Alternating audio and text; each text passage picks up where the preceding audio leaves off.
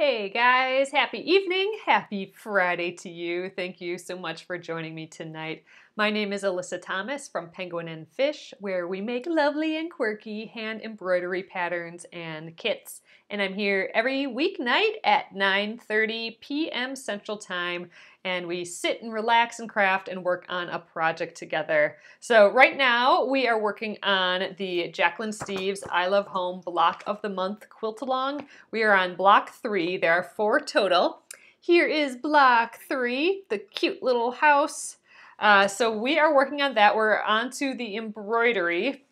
I am doing partial embroidery, partially applique. So that's what we got going on here. I'm done with the applique. So now we're just going to go around those windows and the door, and then we'll be done with the embroidery. It'll take a couple more nights yet, though, I think. So that is the plan. Thanks again for joining me. Thanks, replay viewers, for watching as well. And thank you, YouTube viewers, if you're watching it on replay. This will post after we're done with the live show. It'll post to YouTube at Penguin and Fish Movies on YouTube. So thanks for that.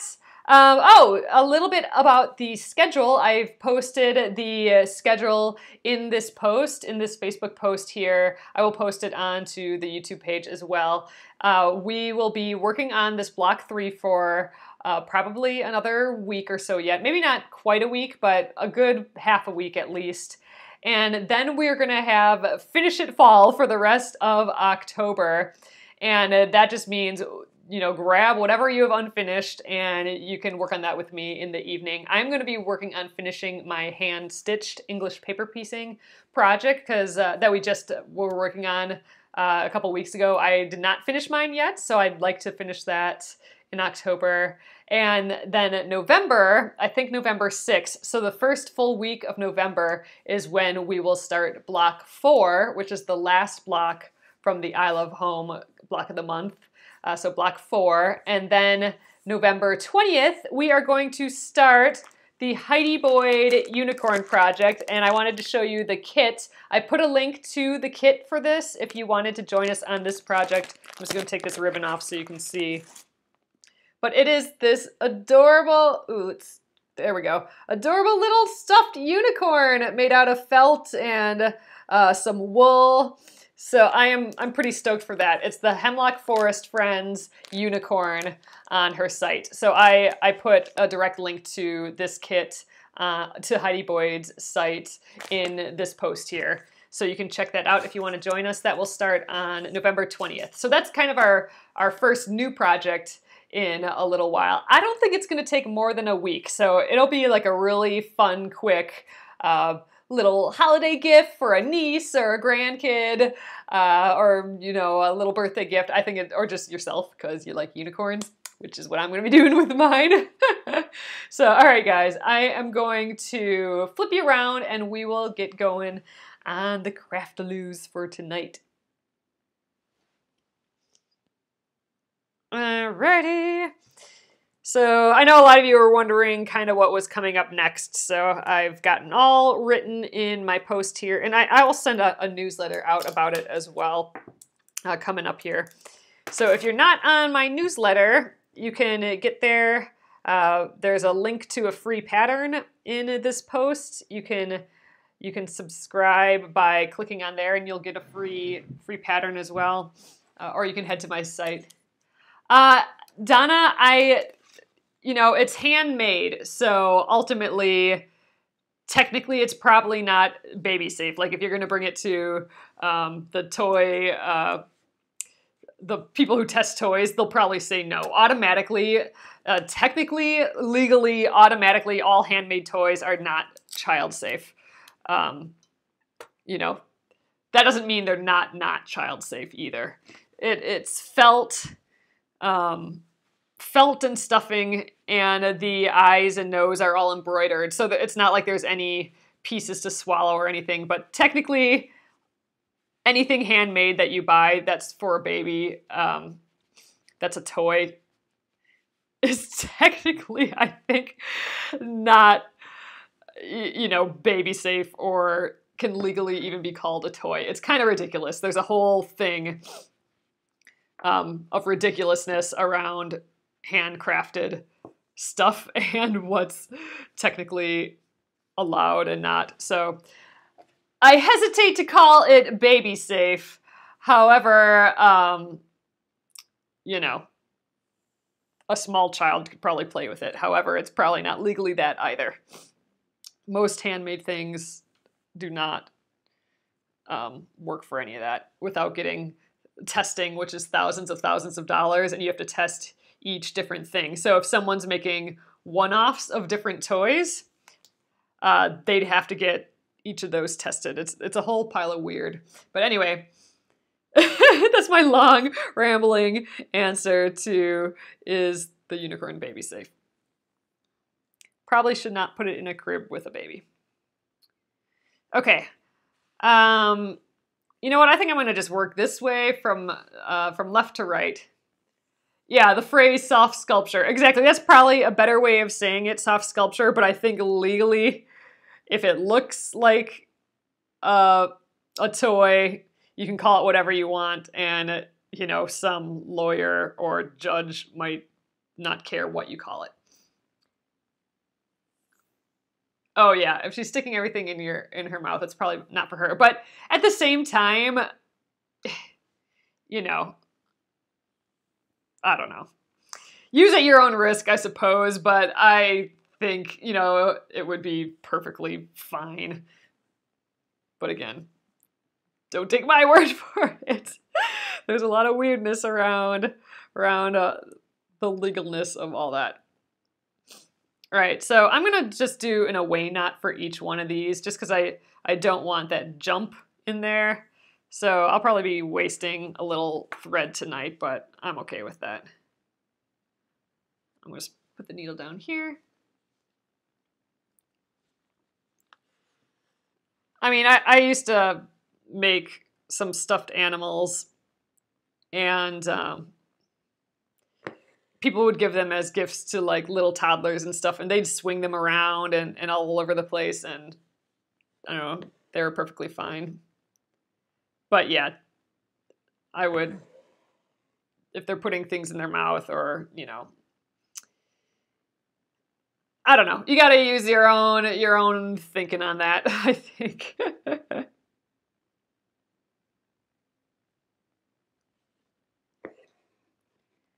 A lot of that regulation stuff, while it's super important and stuff, you know, I think our grandmas would laugh at that.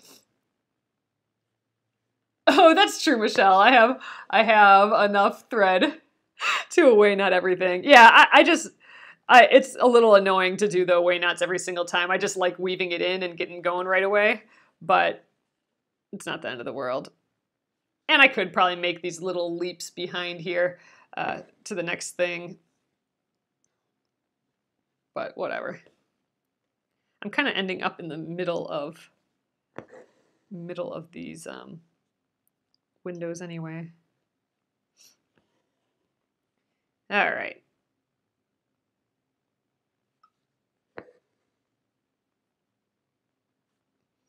Got the first little scallops in there. I'm doing that with fly stitches again.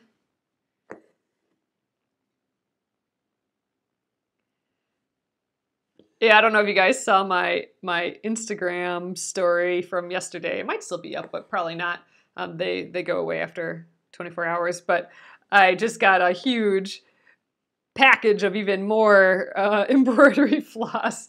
That's kind of crazy. So yep, I will have enough embroidery floss forever and ever. I like these little windows. They're so cute. Man, block 4 is coming up soon already, which means November is coming up soon already, which is kind of crazy. But that will be our last block. That will be our last little test of practicing our needle turn and doing the applique and needle turn together. I mean, I think we'll be with this project for a while yet, though, because we have, we are going to be making it into the quilt yet. Oh, I did that kind of weird. Oh well. Tons of floss.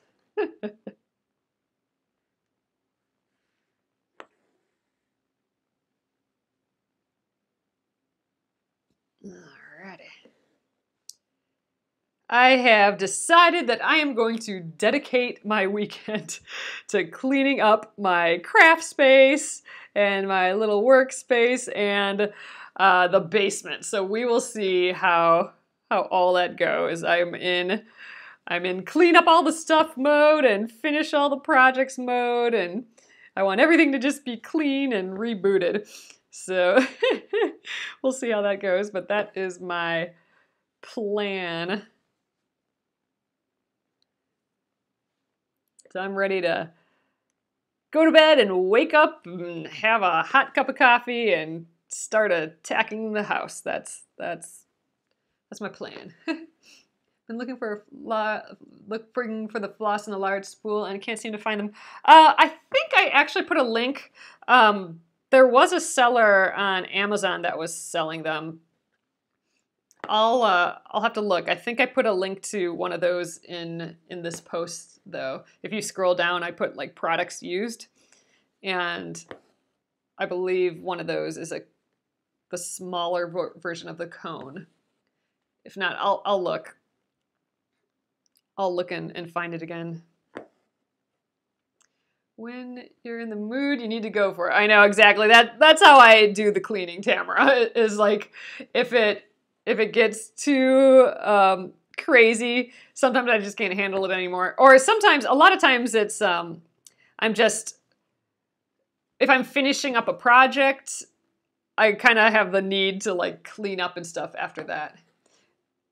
Oh, Alice, Holly is saying that Joanne sells the large cones. Man, I'll have to go over there and check. I don't remember seeing the large cones at ours. All Joann's are a little different. Like they have different styles of stores. Like some Joann's don't even have embroidery there at all. It just depends on the size and the model of the store you get. I think they typically focus on yarn and fabric. So in some of the smaller stores, they don't do the embroidery. Oh, it's online only. So Joann.com has it. Yeah, that price sounds about right for the smaller cone as well. So if you love a color, like if you're going to do a whole quilt that's like red work or blue work, then I'd say for sure go for a cone. All right, let's see how this goes. I'm running out of floss again. Maybe I didn't have enough floss for these windows. Yeah, I don't know if I'm going to have enough.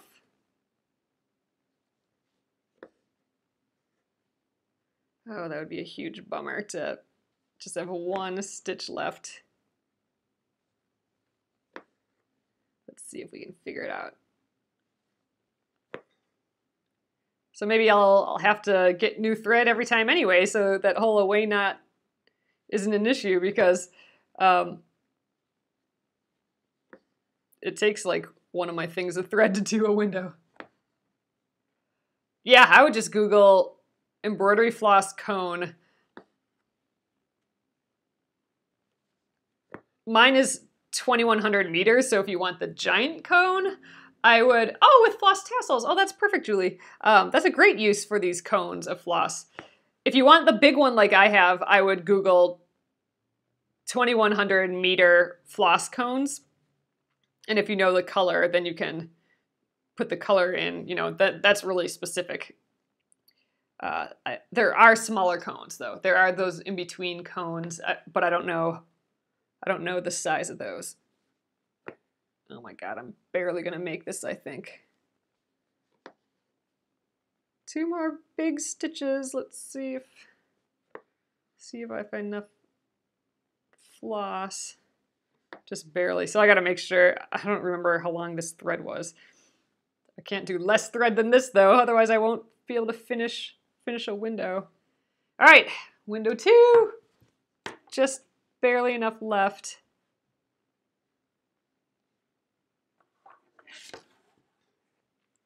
We got that other one to weave in as well. That away knot one. Okay. Scissors. Oh, I brought my scissors somewhere else. So we're going to use the dandelion colored scissors tonight. What was I doing? Oh yeah, the knot on the front. I'm gonna clean my workspace here. It looks clean in this immediate area right here, but if I zoomed way out, this table's getting kind of crazy and crowded, and it's starting to irk at me. Oh, 450 yards at on Joann's. So those are the smaller ones. They're priced high right now. Oh gosh, that does sound pretty high for just 450 yards. Well, I don't know. Well, yeah, the 2,100 yards, that's probably about around in the $50 range. If you were to buy those online somewhere, would be my guess.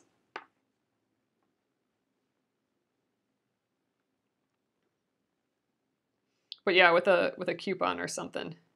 I mean, if you have a project and you need them, I mean, the cones are going to be way cheaper than buying that many skeins, for sure. Okay. There we are. Let's keep going. So I need to grab a new thing of floss. So I want to make sure that I have enough. So we'll do kind of the 2 feet that I think we were doing, and I'll just, I don't know. I think this might be a hair longer than what we've been doing, or it's close, we'll see. Yeah, I think this is a hair longer than what we've been doing.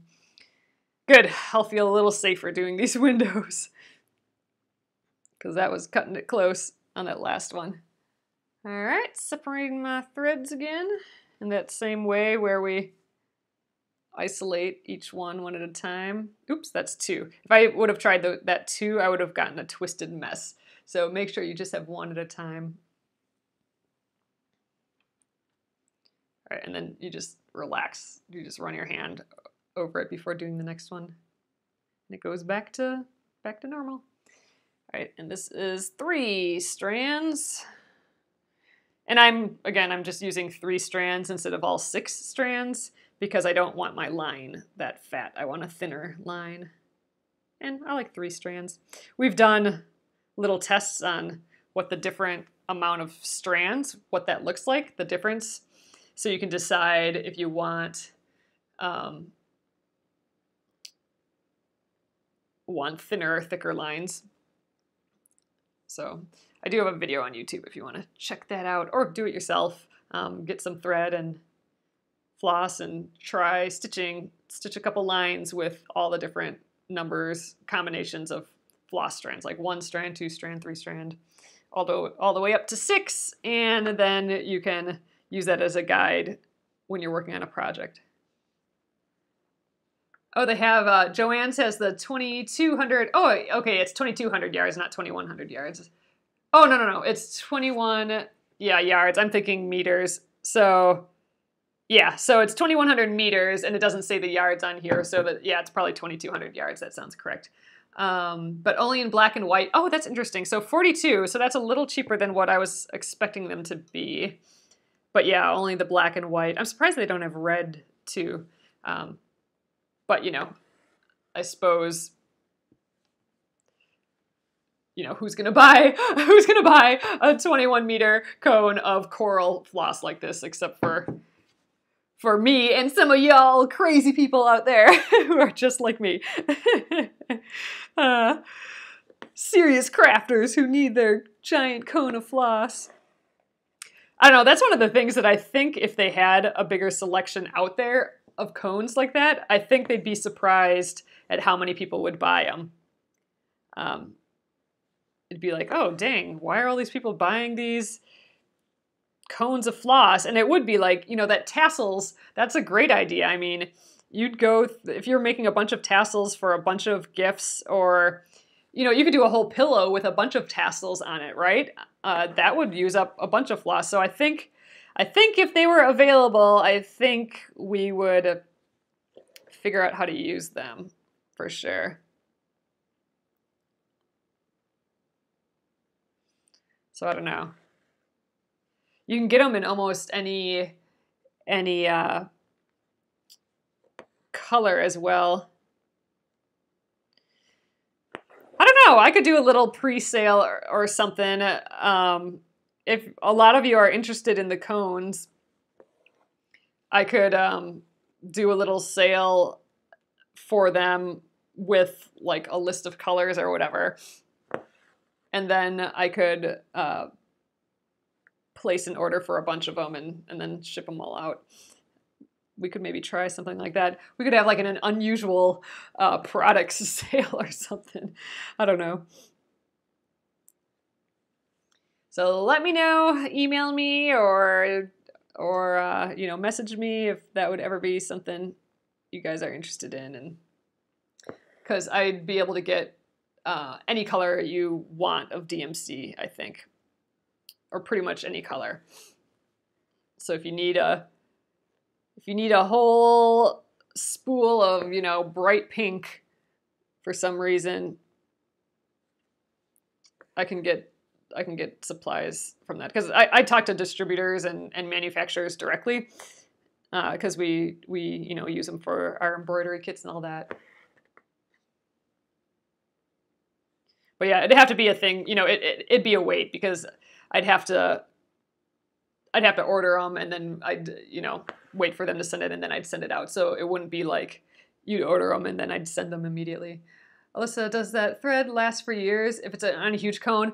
It has for me. I mean, I'm sure a lot of you guys have found like vintage old cones of yarn and stuff. I think as long as you protect it, like if you're going to just leave it out and it's going to get tons of dust all over it, then I mean, you know, then I'm sure it wouldn't last as long. But I don't see any reason why this wouldn't last as long as any other embroidery floss that's been protected. I mean, I guess I don't know why it wouldn't last. It's the same exact stuff as what you get on the skein. It's just, I mean, it might be a little more flatter because it's been rolled on a spool. Like it's been finger pressed flat almost, but I don't see why it wouldn't last a long time. I mean, I've had some for years. But I mean, I haven't had them for like 20 years or anything like that, so I don't know about like how long it lasts as far as that goes. But, you know, you have embroidery that, you know, was stitched with this that are in embroideries that last for years and years, like vintage towels and stuff. A lot of that is DMC floss, I'm guessing. So if it looks good in the embroidery, then it should still be good on the cone, I would assume. So serger thread is only good for the serger. I am not sure, Phyllis. I think we kind of talked about that once already. I don't know much about sergers. I have a serger, but it doesn't work. It was from when we were littler. I don't know. I think for some reason I have an expensive serger that doesn't work right now. I don't know much about that thread. I think we talked about it. Is it different because it's wound the opposite way or something? I don't know. We someone here knows, because I think we chit-chatted a little bit about serger thread before.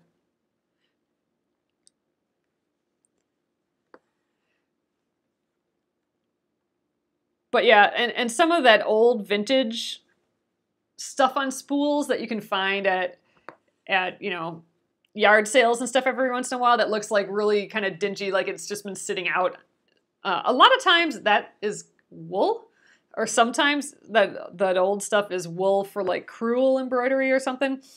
And I don't know, wool could maybe get eaten up by moths or something, but I don't know. Oh, you do like a giant cone? I love the colors you're using. Oh, okay, yeah. Maybe I'll do a little thing like that sometime. Because, you know, we could do it like in a random tools that we've talked about sort of sale, pre-sale or something. So we could do like cones of floss, which is an odd thing. You know, maybe like light tables and straw needles, or just some of those tools that we've used, or like mini wonder clips, for example, or clover applique needles, just things that I probably won't carry in my shop just because they're a little bit more specific. And I don't want to just have all that laying around in the house forever. But yeah, some of those specific sort of tools that we've used before. If I knew what you guys wanted beforehand, then I could just order exactly what that is, and we could do it that way. That might be fun. Pick out some fun tools that I've liked that we've used over the years, and do a little sale of those. Could be fun. All right, I definitely have enough thread this time for this window, and that makes me happy because I was cutting it close. I probably have a little too much now, but now I kind of have a gauge. I don't really have a plan for how to do these windows like a map, so we're just doing them. So use the serger cones in your machine and it's fine. Yeah, I don't know much about that. That's something I'd love to get into clothing design stuff sometime. I've been reading up on pattern making and stuff, but I just haven't had like a good solid weekend to play around with it. But if I start doing more of that, I mean, I'd love to do some like t-shirts and jersey stuff, learn how to sew like that, and if that's the case, then maybe at some point, maybe I'll try and fix the serger, figure out more about how to use the serger. All right, 2 more little stitches and we're done.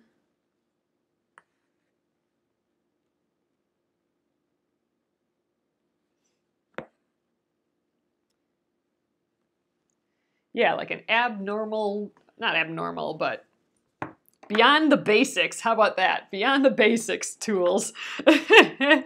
Random beyond the basics. Yeah, so like mini wonder clips and add a quarter rulers. So we use the add a quarter ruler all the time when we were doing the foundation paper piecing, and that'd be another good kind of random tool that we were using a lot for a while here. All right, so I'm wasting a little thread, but I don't feel too bad about it. Let's do our away knot again. I have basically a whole list of all the items that we used on the Splendid Sampler and some of these other things that we've been doing lately, so it wouldn't be that hard to put together a fun list of things. I don't know, we'll see. That sounds kind of fun.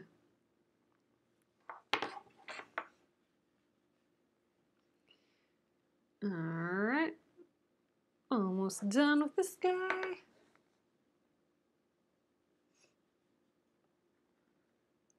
Ooh, barely enough floss to weave that last bit in.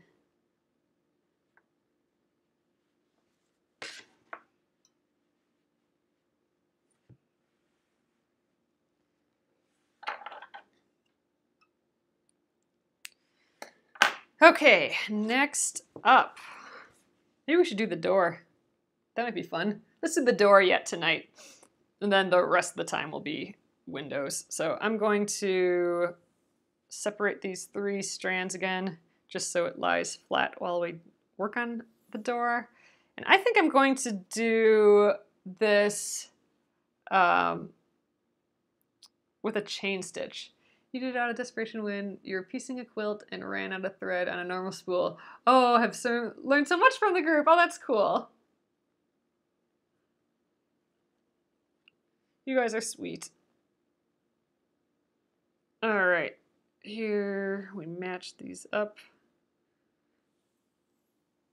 All right, good to go again. Needle, get my needle. Zeb's holding my needle back here. I'd have Zeb and Phil closer in frame, but I'm afraid I'm gonna, when I move my needle, I'm afraid I'm gonna topple them over. I'm a little scared of breaking them. All right, I'm gonna do another away knot here. Okay, so my plan here is to chain stitch all around and then, oh, chain stitch to here, and then I'll probably jump back, and I think I'll just do a French knot for this doorknob and then finish my way.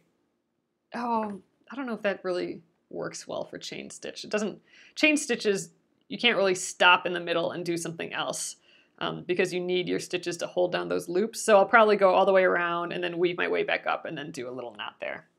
That'll be my plan. Oh, can you see Phil? You sure can.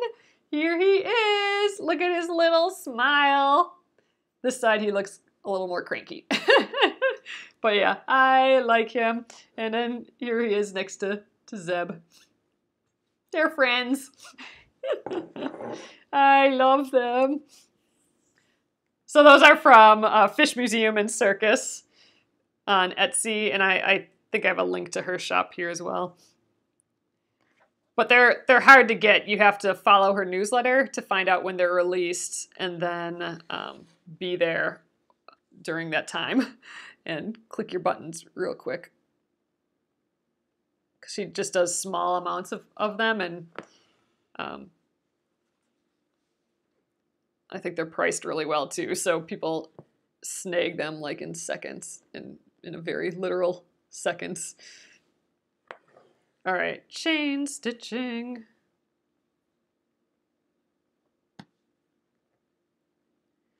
Oh, we should have done that other way of chain stitching. So there's a way of, maybe I should take it out and do it that way. Yeah, I'm doing it now. If we do chain stitching on block 4, I'll do it the other way. There's a way to do it in reverse.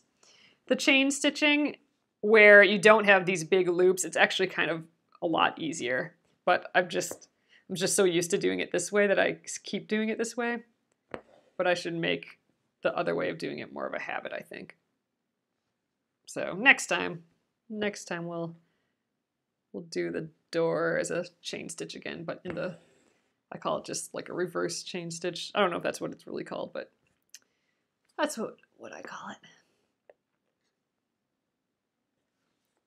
it. It's kind of satisfying to do it that other way. Oh well, I always forget. All right, so we haven't done a chain stitch, I don't think, where you come to a point. So we're, this door is a rectangular door. So chain stitching, if you just keep going along your line as normal, it doesn't fare well for the points. And I'll show you what I mean when I get to that. Yep, I'm putting my thread back into the same hole. So, all right, so for a chain stitch, yeah, I can show you that. We didn't go over the chain stitch yet. So I'm coming up. So if I was coming at the beginning, it would look just like this. I'm coming up through the hole. I am going into the exact same hole, or right next to it, whatever you like. But I am in the exact same hole there. And then I am coming up inside this loop. So I'll show you how to do it again along this straightaway. I don't think I'm explaining it very well, but we have to treat the corner a little bit different. So I need to tack down this. If I just pivoted and turned this way, then this guy can get kind of loose. There's nothing holding it down. So when I get to a corner, I tack it down by putting that tiny stitch on the other side of the stitch, just like we're finishing a row. And then I will come back up in my loop and start going the other direction. But this one is tacked down here. It's not, the loop's not going to fall off. All right. And so I'm coming up and I'm going back in the same hole, but I'm making like a loop here. So, you know, I'm coming off here and I'm making like a physical loop, physical circle. And I'm gonna bring the needle up right away in the center of that circle. So I'm bringing the needle up a stitch length away, but I'm not pulling the thread all the way through. I'm coming back up in this loop before I pull the thread. And then I'm gonna pull the thread, but since I came up in the middle of the loop, it's gonna catch, my working thread here is gonna catch that loop as it goes through. And I'm not gonna pull it tight, I'm just going to pull it, you know, so it's a little loop shape. And that's the chain stitch. So my next one, I'm just going in the same hole. And again, I just move this to the side so I can start creating that loop. I'm gonna come up a stitch length away in the middle of that loop again. And it will catch, and that's the next chain stitch. So I'm gonna do 2 more of those, and then we will stop it again with that little anchor stitch, which is how you would end a row. But I'm doing it for the corners. It's how I make a corner.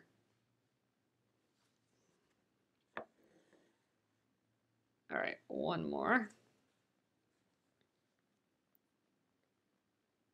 And I sometimes hold it there with my thumb if I can reach.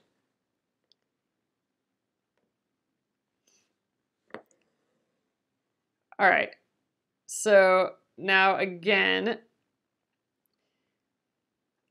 this loop would just, if I started the row down here, the loop would just want to travel along my thread, and that doesn't look very nice. So instead I'm tacking it down before I'm changing directions. So tacking it down, you're just making a tiny, tiny little stitch on the other side of your loop. Not in the same hole, you're just like 2 threads away from it. And that kind of locks it into place. So then to start the next row, I'm going to come back up on the inside of my loop again. And then we're going to start the other direction. But this is locked down now. It's not going to move because I put that little stitch in there, little anchoring stitch. All right, coming up in the middle. There we go. Ooh, this is like kind of an awkward position for my hand. You can go down and up at the same time for a chain stitch, and then you can kind of wrap the thread around all at once. That's the sewing method of a chain stitch. Sewing method of embroidery is when you go out and in the same motion. So I can do that there. Put my thread behind the needle. Pull it through. That's maybe a little less messy than what I was doing earlier.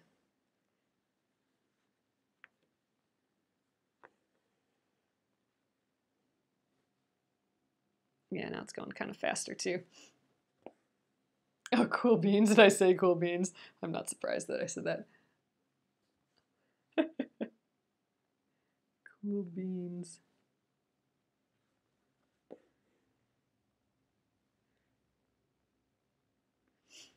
Funny. In my brain, I'm like trying to figure out what the origination of that phrase is. I have no idea.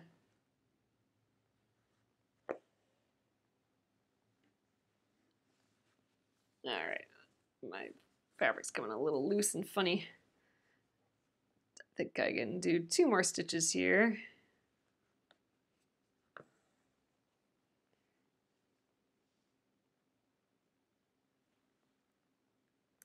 Okay, and I'm at the end of the row, so I'm gonna just tack it down on the other side. I'm gonna actually tuck it underneath my fabric down here a little bit.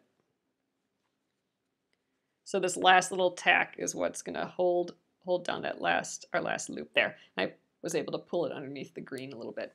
So all right, I'm gonna just kind of weave in the back a hair to get back up to where my doorknob is.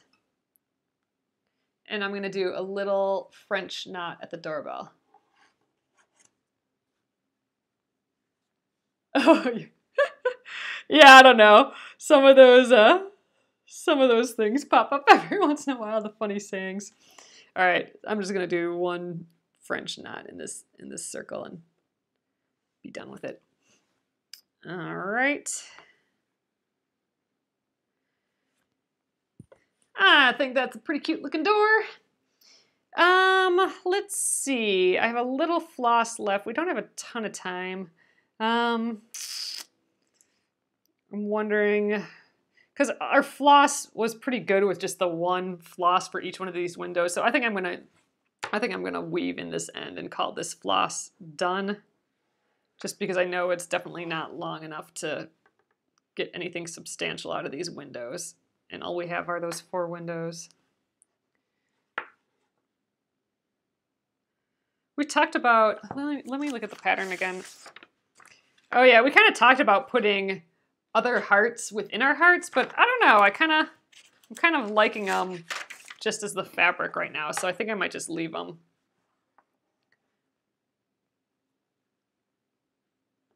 I think I'm going to leave the hearts as is. Okay, Phil, get back over here, or Zeb.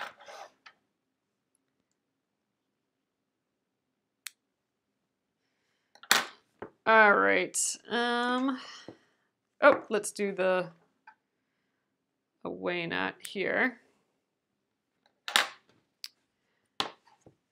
I think we might just call it a little early because I think if we start a whole nother window, I'm not going to want to stop in the middle of the window, and I think we'll probably run kind of late if we do that. And since it's Friday, I think maybe we'll just call it a night right here.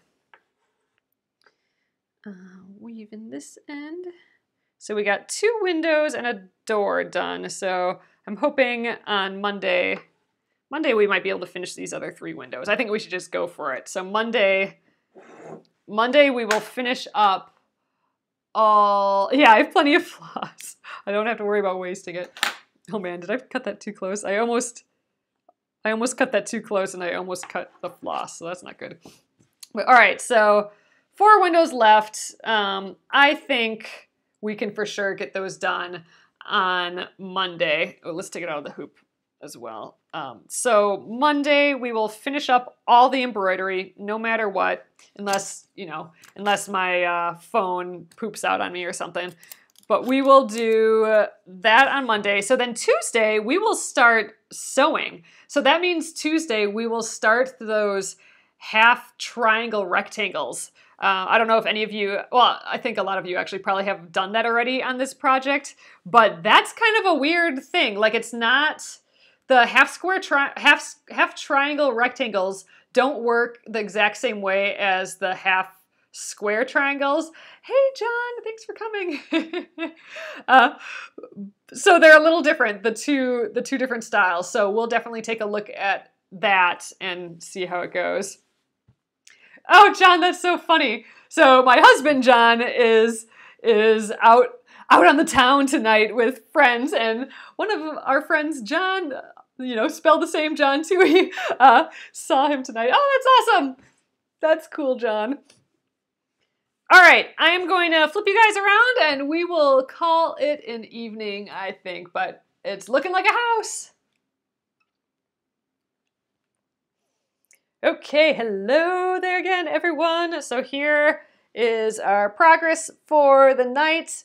For sure, we're gonna get those embroidery windows done on Monday. I think that'll be no problem at all. And then we'll start the quilting of this, not the quilting, the piecing of it. So that's exciting. So we should be done with this really quick. So that means we have a whole at least week and a half, 2 weeks. I guess I don't know how many days are in November or October, sheesh. Oh, we're actually gonna have at least 2 weeks to do the finish it fall because block number 4 isn't gonna start till November 6th. Because it starts on the Monday of the new month, and that's later in the week. So we're actually gonna have quite a bit of time for Finish It Fall where we can finish up a few projects. Yay, Holly, yeah, exactly. So hopefully, fingers crossed, I will finish the hand-stitched pillow that I'm doing. I'm turning mine into a pillow. So, oh, I'm not wearing my glasses tonight, Patricia. But I'm hoping that there's a few more days left that I can work on the straight line quilting for my Splendid Sampler quilt.